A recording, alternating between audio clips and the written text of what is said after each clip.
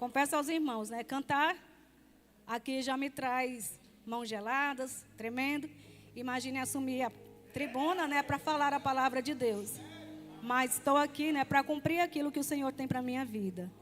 Abramos a nossa Bíblia em 2 Reis, capítulo de número 5, versículos de número 1 até o 14. Que assim nos diz a palavra de Deus.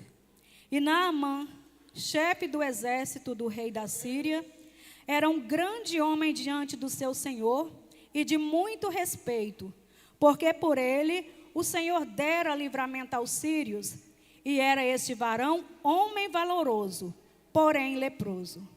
E saíram tropas da Síria e da terra de Israel, e levaram presa uma menina, que ficou a serviço da mulher de Naamã.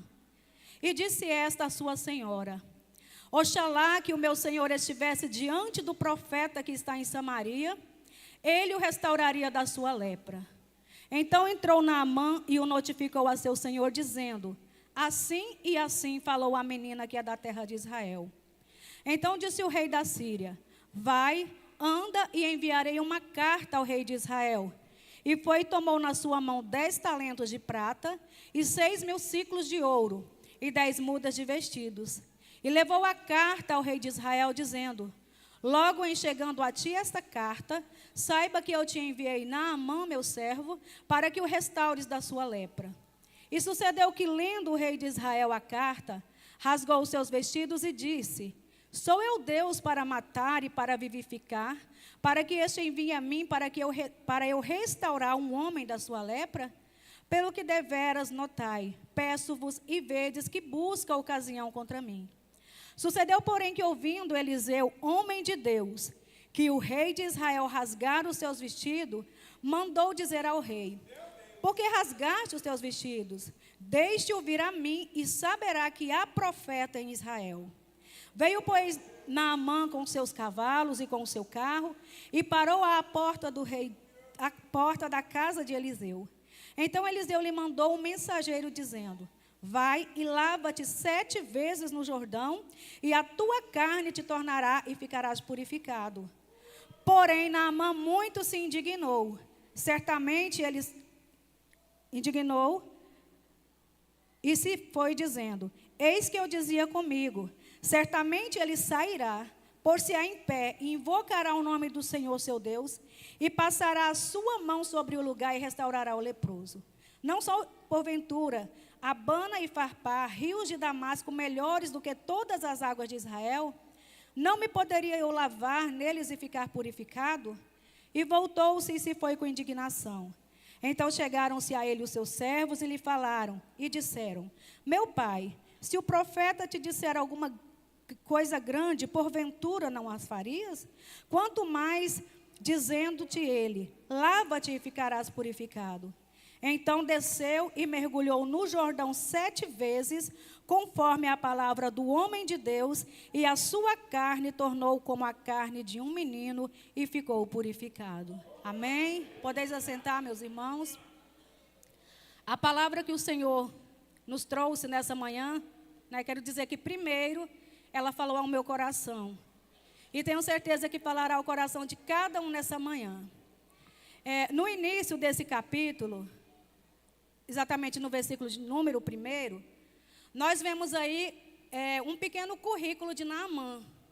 Né, ali está apresentando Naamã como chefe do exército do rei, né, um cargo de suma importância, um grande homem diante de todos, um homem de muito respeito. Por quê? Porque através desse chefe de exército, o Senhor dera livramento, muitos livramentos ao rei da Síria. Então nós podemos ver que Naamã era um homem de muito prestígio. E ele era também um varão valoroso, ele era um homem de valor. Só que nesse mesmo versículo nós temos a palavra porém. Porém, nós sabemos que na língua portuguesa, ele é uma conjunção adversativa. O que quer dizer? Depois desse porém, anulou todo o contexto da primeira frase. Né? Porque o porém é uma palavra adversativa. Ele era tudo aquilo, porém leproso. Aleluia, Jesus. E naquele tempo, né, nós sabemos que a lepra, ela era uma enfermidade que atingia, né, a pele da pessoa. E aquela pessoa que tinha aquela doença, ela ia apodrecendo em vida. Era como um estado de putrefação após a morte. Só que a pessoa que adquiria essa doença, essa enfermidade, ele ia apodrecendo vivo, né? E essa doença também, ela causava muito mau cheiro. Então nós podemos ver um Naamã fora da sua casa. Um Naamã que ninguém conhecia a sua lepra. Ele tinha todas aquelas características. Mas dentro da sua casa, eles conheciam aquele Naamã que era doente, aquele Naamã que era leproso. Só que a partir do versículo de número 2, a Bíblia vai nos contar que Naamã, ele saiu em uma de suas guerras. Ele foi em uma luta contra Israel, né? E aí, nessa luta, eles pegaram uma menina que levou ela cativa. Tem muitas pessoas, né, irmão, que vão narrar essa história, que tipo romantizam esse acontecimento com essa menina. Isso que aconteceu com ela. Mas vamos imaginar aqui comigo. Ontem eu relendo essa passagem, e Deus me trouxe ao meu coração o sofrimento que essa menina passou. Né? Porque o cenário de guerra não é um cenário bonito. Essa criança assistiu à morte de seus pais.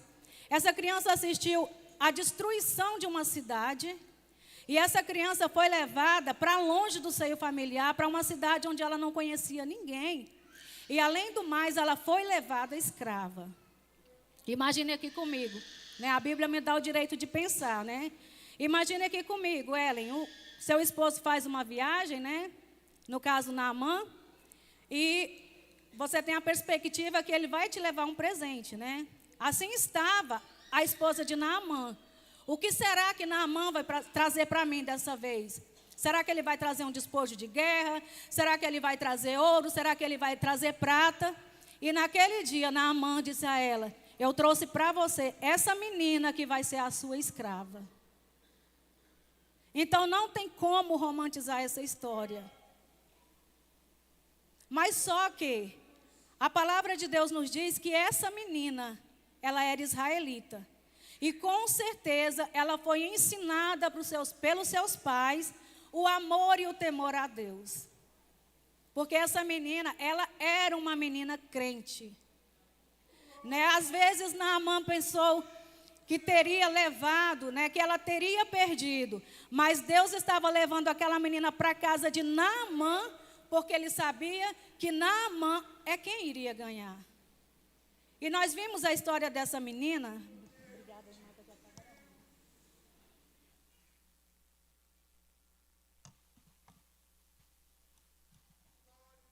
Nós vimos que, mesmo com todas as suas adversidades, com tudo aquilo que a menina tinha passado, ela mantinha no Senhor a sua fé.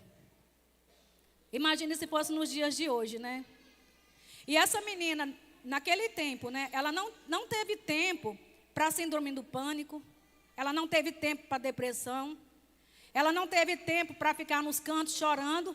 Ela fez amizade com a sua senhora. Por que a gente sabe que ela fez amizade? Porque ela chegou na sua senhora e apresentou o Deus de Israel. Então nós vimos que ela via o sofrimento daquela senhora. Porque não é fácil, por exemplo, lavar uma roupa cheia de sangue, que era o que acontecia, né? Lavar uma roupa cheia de pus. Então ela via o sofrimento da sua senhora. E aí nos dias que elas estavam conversando, em um certo dia, ela disse para aquela mulher: oxalá se o meu Senhor conhecesse um rei, um profeta que há em Israel.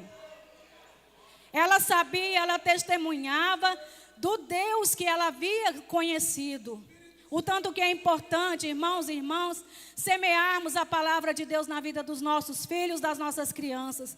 Porque ela estava longe, mas ela podia testemunhar que na terra dela havia um profeta que era usado por Deus.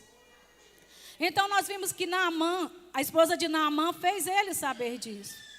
Ela disse: olha, meu bem, a menina que está trabalhando aqui conosco nos disse que na terra dela, lá em Israel, tem um profeta que pode curar você.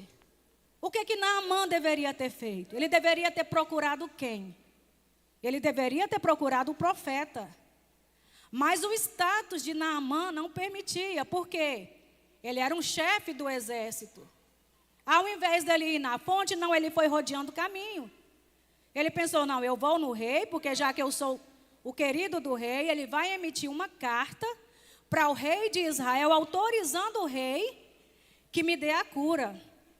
Ele já começou indo por caminhos errados. Por quê? Porque o orgulho de Naamã ainda estava imperando na vida dele. Então ele foi até o rei. Quando o rei escreveu uma carta para o rei de Israel, aí ele separou alguns presentes e mandou juntamente com a carta dizendo, estou mandando o meu servo Naamã para que você o cure. Quando o rei leu aquela carta, a Bíblia fala que ele rasgou as suas vestes. Ele entrou em desespero, sabe por quê, irmãos? Porque filho de Jezabel e Acabe não conhecia o Deus de Israel.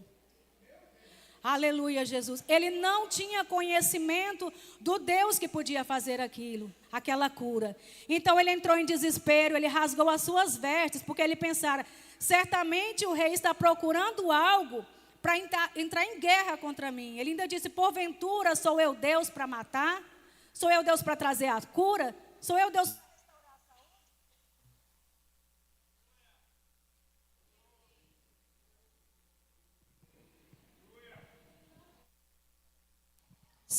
Então, quando Eliseu soube da atitude do rei, ele mandou um recado para o rei, mande que ele venha até a mim, que certamente ele saberá que há Deus em Israel.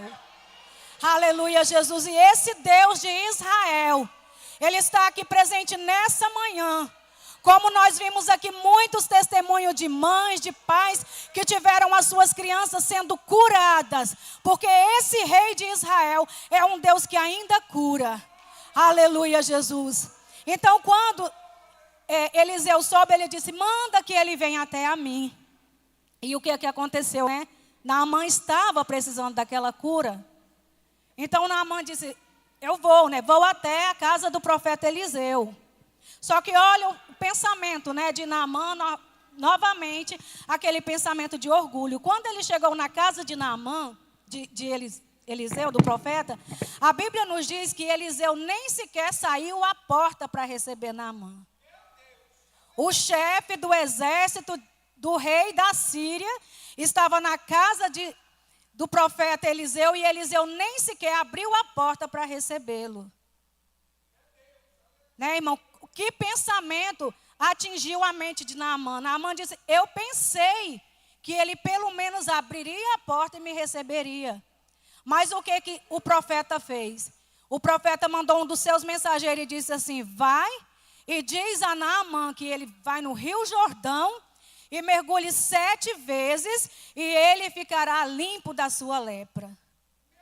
Aí pronto, né, irmãos? Acabou com o homem. Se ele já achou ruim, porque o profeta não recebeu ele com todas as pompas que um chefe do exército seria recebido. Agora ele falou, agora pronto, me mandou lavar naquelas águas barrentas. Eu não vou fazer isso. Nós vimos aqui que ele precisando de um milagre, mas o orgulho que estava no coração dele sempre falava mais alto. Aí ele disse, porventura, o rio Efatá, o rio de Abana, não é muito mais limpo do que esse rio? Porque ele se achava que aquela terra, né, era indigna da presença dele.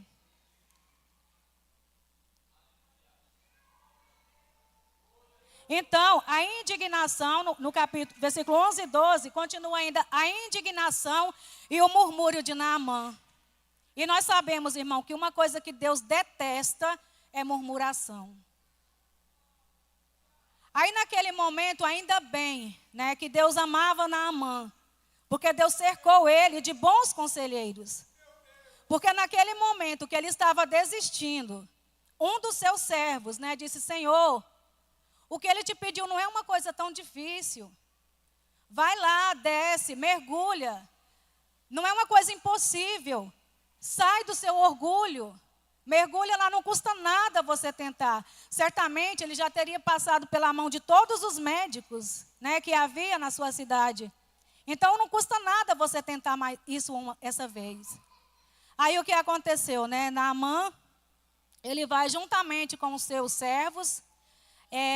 Pelo que eu estudei, a casa de Eliseu distava cerca de 65 quilômetros do Rio Jordão, né? Então ele ainda teve que fazer essa viagem, certamente murmurando o caminho todo, para chegar lá e fazer aquilo que o profeta havia indicado para ele. Então, Naamã chegou ali, pela palavra dele, né, eu vou mergulhar. Mergulhou o primeiro, o segundo, o terceiro. No sétimo mergulho, a palavra de Deus diz que Naamã saiu com uma pele limpa como a pele de um menino. A partir daquele momento, Naamã voltou a ser um homem digno.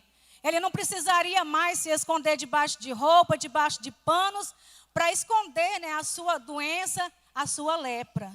Porque naquele tempo, irmãos, era tão triste uma pessoa que tinha essa doença, ela não podia conviver, né, junto com as outras pessoas. Ela não podia nem sequer entrar em um templo, né, porque a pessoa com aparência de morte não podia entrar na presença de Deus. E nós vemos que hoje, nós da forma que nós estivermos, nós podemos entrar na presença do Senhor, nos entregarmos a Ele e pedirmos que Ele nos purifique também da nossa lepra. Então, a partir desse momento, Naamã voltou com a sua comitiva, né? E ele declarou que ele levantaria altares ao Deus Todo-Poderoso, que a partir daquele momento ele invocaria ao Deus de Israel. Então, irmãos, voltando ao caso da menina, através dessa menina, ela conseguiu, através do testemunho dela, se converter àquele chefe e ainda transformar uma nação.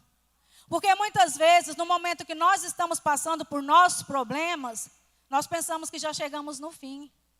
Muitas vezes nós murmuramos sem saber qual é o contexto da nossa história que Deus vai usar para mudar a vida de alguém. Se aquela menina tivesse permanecido lá em Israel, ela simplesmente seria a menina de Israel, uma moça israelita. Ela simplesmente seria a menina da casa. Mas o Senhor permitiu que essa menina fosse levada para outra cidade, para outro país, para se tornar protagonista de uma das histórias mais lindas que a Bíblia nos conta. Para se tornar também protagonista da mudança da vida de um reino. Porque aquele reino era um reino que não adorava ao Deus de Israel. Aleluia. E através desse testemunho dessa menina, aquele povo passou a levantar altares e adorar o Deus verdadeiro. E que hoje, nessa manhã, que nenhum problema, que nenhuma adversidade, que nenhuma afronta, que nada que se levantar contra nós venha nos tirar da presença de Deus, mas que possa nos aproximar da presença de Deus, para que através do nosso testemunho nós alcancemos muitas vidas para o reino de Deus.